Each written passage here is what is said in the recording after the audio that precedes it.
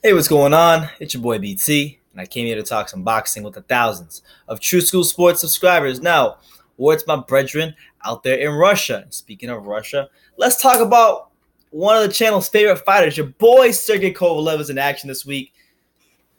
First fight since that farce of a stoppage in the second Andre Ward fight, but you guys know how I feel about that. I don't need to get too much into that. He's fighting Shabransky, WBO world title, a chance to regain one of the titles he lost to Ward.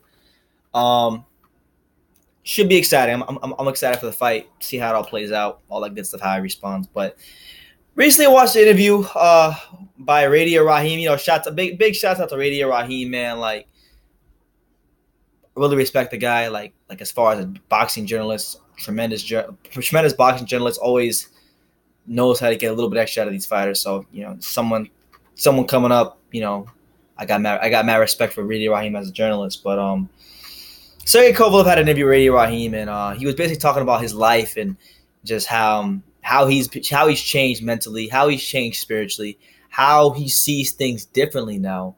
And he actually I found it quite kind of interesting because he said what led him to this point now where he's at in his life.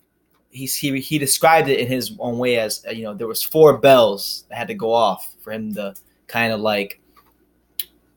get to where he's at now mentally, where he's just more accepting of what's happened. He can look at objectively what happened in the fight, even what he said and how he responded to the fight, responded to the result, even though, we disagree with the result and all that good stuff.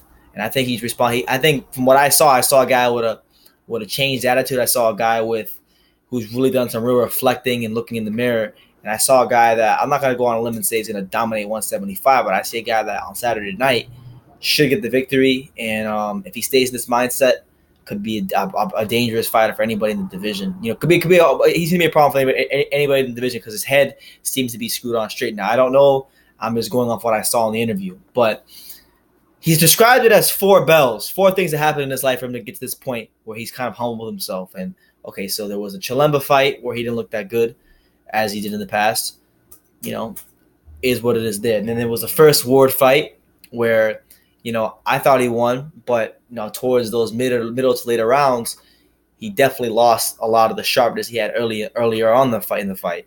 Then there was a second Ward fight where, while he had some success and probably was up on the cards, didn't look as sharp as he did in the first fight. That's for damn sure. So there's obviously the last 3 fights he had, and then apparently he got into a car accident of some sort. I didn't hear about that, but he got into a car accident and must have almost lost his life, because for him to kind of humble himself the way he did in that interview and to speak the way he was speaking and just the look in his eyes, he looked like, he had really gone through some stuff and done some real self-reflection. And when I saw that, I'm glad, in many ways, I think the Ward loss could be good for Kovalev. It could be a good thing for him because, like, I'm gonna say it like this: like, I do believe that there's truth to what John David Jackson and Abel Sanchez and Quan Paxton are saying about Sergey Kovalev. I do think that, like, okay, maybe he was a bit of a dickhead in training, and maybe he didn't train as hard. I think that's evident by how tired he got in some of his fights. So I agree with that. But I also think that there was for whatever reason, I think there was an attempt from boxing media, American boxing media, who are highly in favor of Ward. So any outlets you guys can think of that, kiss Andre Ward's behind or favor him, they had it out for Kovalev. That's number one. So they were looking for anything to throw salt on his name, and he gave him a lot of ammunition. And especially with the way the fight ended, he gave him a lot of ammunition. So there was that going against him. Then, following the way the fight ended, there was blatant corruption. Kovalev called it out. Igis Klimas called it out, and people took that as being a sore loser, which that isn't being a sore loser. But as far as not accepting what happened in the fight, that's being a sore loser. So those are two different things. But regardless, there was that as well. So he had the media throwing salt on his name. He had, for whatever reason, I don't know what goes on behind the scenes, but John David Jackson, Quan Paxton, everybody in his camp, they all seemed to want to throw salt on his name. And I saw Kovalev in that interview that looked like he's really trying to turn it around. And people can say what they want about him, but I definitely did see a guy that mentally has done some real self-reflection, looking in the mirror. And that really doesn't mean a whole damn lot once he steps into the ring and has to fight Shabransky, because he's still at the end of the day, he's still gonna have to either outbox or stop this guy to get a win. But that does play a role, because boxing is about the mental.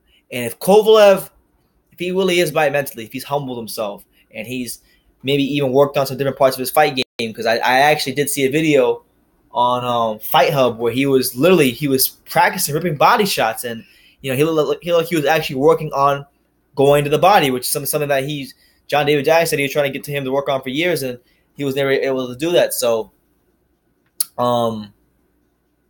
if he's now going to go to the body more and mix that in with his already great outside boxing skills, and on top of that, if he's, I mean, there's a lot of ifs, obviously, but if he's going to do that, and if he really is the guy I saw in that interview, then I think Kovalev's in a great place. I really do, because to be in the light heavyweight division with killers, you talk about killers left and right. You got guys like Vazdik, and you got Sullivan Barrera, Arthur Beterbiev, and just killers. One of the most stacked divisions in boxing. You got to be built. You got to be right mentally. And Kovalev is still a great fighter. He can still beat any of those guys on a given night. And I think from the guy I saw in that interview, like I said, if he really is the guy in that interview, then I think we can expect some good things out of Sergey Kovalev, because I do think it's been July, so we're in November. 4 months is a long time. A lot of stuff can happen in 4 months. And from what I hear, when you go through a car accident, it really forces you to put things in perspective. And if he had a car accident, so maybe things are more perspective. Maybe he sees what he did wrong in that fight. Maybe he sees that, hey, yeah, there was some corruption. Yeah, there was some things that were done wrong to me in the fight against War. But hey, I still, I did whine. I could have done this better in the fight. I did maybe not listen to John David Jackson. You don't know. You don't know you don't know where Kovalev's at mentally. But from what I saw in the interview, he seems to be a different guy, in a good way. So just want to get my thoughts there on that. I'm gonna leave you guys the interview with Radio Raheem. Go check it out. It's a fantastic interview. Go watch it. I'll leave it for you guys in the comments down below. Kovalev basically says that his life has changed, and that's what it is, man. I do know also, on a side note, don't want to get too far into this, but I do know that after the War fight, probably about a month or two after, he was contemplating retiring boxing, and he actually he has started attending like a Russian church, and he's seeking God. So big shouts out to Kovalev.